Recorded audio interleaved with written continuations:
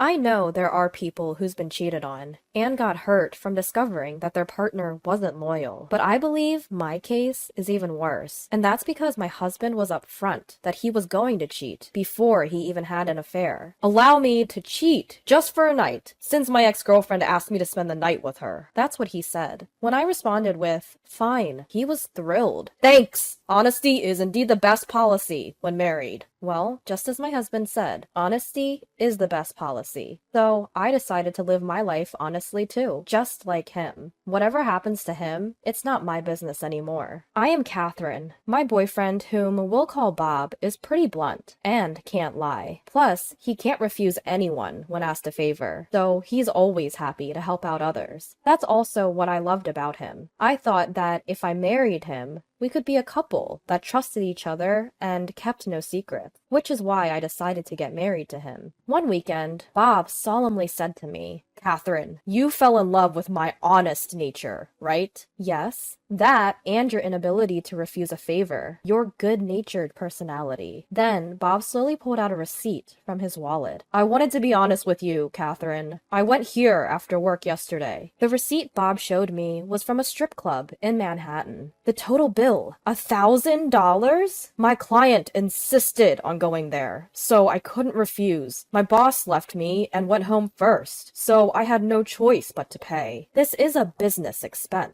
right? That's the problem. My company doesn't encourage going out with clients. Then you should have refused to go with them. Catherine, you know I can't say no if someone asks me, right? Other guys hide stuff like this from their wives, even when things like this happen. But I want to be always honest. Catherine, that's what you want too, right? Well, it's better than finding it out later. Exactly. I knew you'd say that, Catherine. Pleased with my reaction, Bob began to shop frequently and spent lavishly. Every time, he showed me a receipt and report his spending. Catherine, I saw the wallet I had been eyeing at a mall yesterday, so I went ahead and bought it. What, $500? You already have a wallet. Plus, that's of a high-end brand. I was just looking from outside the store window at first, but one of the staff noticed and lured me inside. They really pushed me to buy it, so I did. You can't spend so much, just out of impulse. But you know I can't refuse when I get offered things. Right, Catherine? And then, the next day. Catherine, this is from yesterday's night out. Huh? Isn't that quite a lot? Actually, I ended up covering for my colleagues. What do you mean? When I invited them out, they said they were broke until their next paycheck. I couldn't just let them starve, could I? But still, we're also waiting for our paycheck, you know? We both work, and you have savings too, right? You know I can't say no when people rely on me. I can't say no when people rely on me. Bob emphasized that over and over, acting as though being honest meant he could do whatever. On another day, he came to me with a troubled expression. Catherine, is it okay if I go out this weekend? Sure. What's up? Actually, my ex-girlfriend called me saying she's going through a tough time and wanted to talk about it. What? Are you going to meet her alone? Yeah. She said it's something personal. Your ex-girlfriend. The one you showed me on social media the other day, right? Her name was Alice? That's right. She was married too, wasn't she? Don't you think it's strange for her to want to meet with someone who's married too? What, do you not trust me? If I had something to hide, I wouldn't be telling you honestly like this, would I? But don't worry. Besides, I already agreed on seeing her. What? Without even asking me? She came to me for help. How could I say no? Do you think I could ever do that? Fine.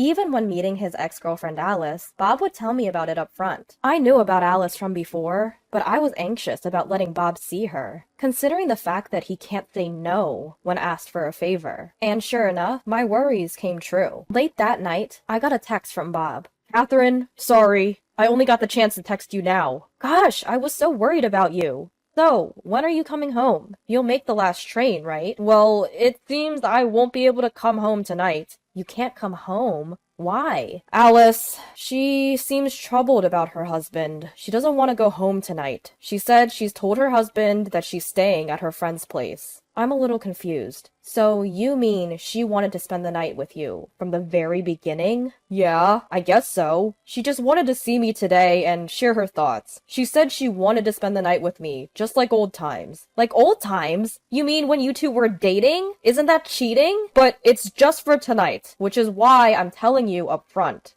Huh? Whether it's just for a night or not, that's still cheating. But isn't it better than me being sneaky about it? I'm only saying it to you because I am sincere, Catherine. How dare you? She said I was the only one that could help her. When asked like that, I can't say no. You understand that, right? Please, just forgive me this one time. Bob was asking me to accept his cheating. How insensitive of him. As I was at a loss for words, I heard a female voice from the other end of the line that sounded like Alice. Hey, Bob, can you end the call already? Catherine, hold on for a bit. Bob hastily said to me, then started talking to Alice. He must have been in such a hurry that he forgot to put himself on mute. I could clearly hear the conversation between Bob and Alice. Bob, can you really convince your wife? Yeah, just give me another second. She knows that I can't turn down people when asked for help, and that's what she loves about me. So as long as I'm upfront about things, she'll let anything slide. She's an idiot. Really? Gosh. She's pretty dumb, huh? Right? Once I get her approval, I can do anything I want. I can meet you as much as I want, as long as I tell her beforehand. I made a wise choice of picking a dumb woman, so I can be open with my affairs. You have to thank me, you know? Bob,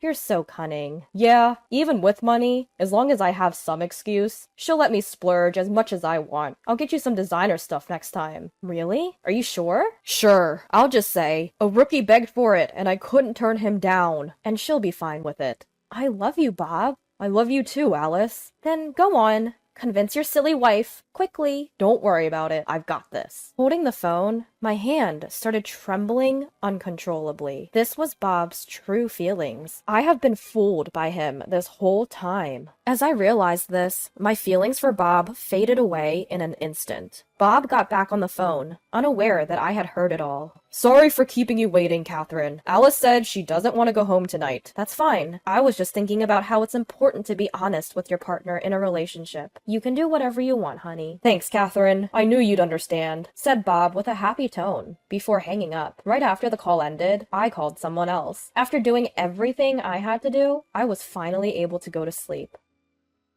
Bob returned home in a good mood. Catherine, I'm back. Welcome back. I see you're in a good mood. Yeah, I was just appreciating how understanding you are. If I'd come home right away, I would have felt guilty towards Alice. But I hate lying to you, Catherine. That's why I think it was right to tell you the truth. It's important to always be honest about these things. Yes, indeed. Bob, will you continue to be honest with me forever? Of course. I could never lie or keep a secret from you, Catherine. I will tell you everything, honestly. No matter what happens. I hope you keep your words, baby. Just as I said that, the doorbell rang. It looks like he's here. At those words, Bob asked, "Who's here?" Without a word, I invited the visitor into our house. A man entered our living room and immediately shouted at Bob upon seeing him. "You're the one Alice is cheating on me with, aren't you?" Huh? What are you talking about? Right after Bob admitted that he was cheating on me, I texted Alice's husband. Your wife is having an affair with my husband.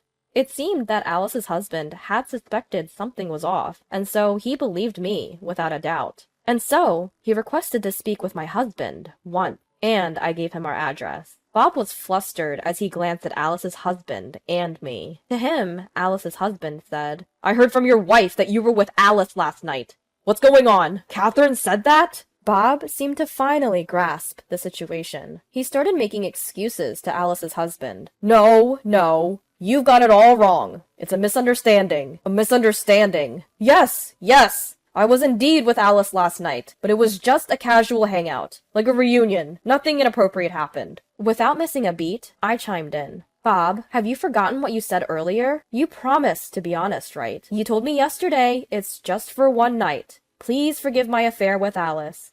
Didn't you? Upon hearing my words, Alice's husband became even more irate. I knew it! She was cheating on me. Bob probably realized that he couldn't get away with this, and he finally admitted to having an affair. Alice's husband was fuming, demanding for compensation as Bob repeatedly apologized. In the end, Bob had no choice but to swallow whatever conditions the man had thrown at him. Once Alice's husband had a written promise for compensation, he finally left. As soon as we were alone, Bob turned on me. Why the hell did you tell Alice's husband? Because you said we should always be honest, remember? It's not fair if I'm the only one that knows about your affair. Bob couldn't argue with that and suddenly became quiet. Just because not everyone is as understanding as you, Catherine. Anyway, what's done is done. We need to figure out how to pay off this compensation now. At this rate, we'll never be able to pay it off while maintaining our current lifestyle. He really overcharged us. Well, you had no right to refuse, did you? And it wasn't a situation where we could negotiate the amount, right? But if it's you and me, we can surely overcome this. Catherine, can you take on more work? Why should I?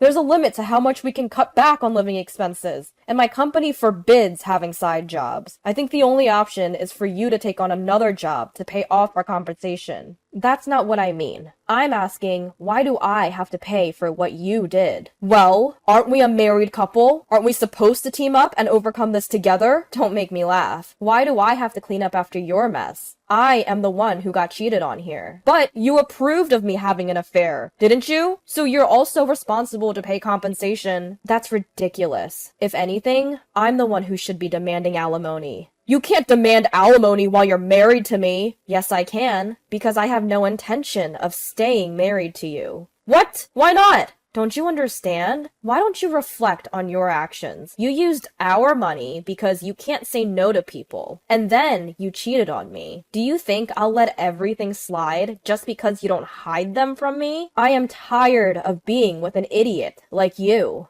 I handed Bob the divorce papers I had prepared. Let's get divorced. Our marriage is over. What? But we've been doing well so far. You're the only one who thinks that. I've been keeping up with your crap and lied about my feelings all this time. From now on, I'm going to be true to my feelings and live my own life. As you said, honesty is the best policy after all. My honest feelings right now are that I want to divorce you as soon as possible. That's it. Catherine, goodbye. Wishing you the best, Mr. Honest Cheater. My bags were already packed. I said everything I wanted to say, grabbed my bags, and left the house. This house will also eventually be subject to property division. For now, I just don't want to see Bob's face anymore. With all this evidence of his affair, I'm sure I'll be able to claim alimony without any problem. It might be nice to stay at a nice place somewhere for a few days while leisurely looking for a new home. Maybe Bob was at a loss for words, because he didn't say anything that day. The next day, as soon as I got to work, I got a call from Bob. Catherine, did you talk about me at your office too? After Bob declared that he was going to have an affair, it wasn't just Alice's husband that I reached out to.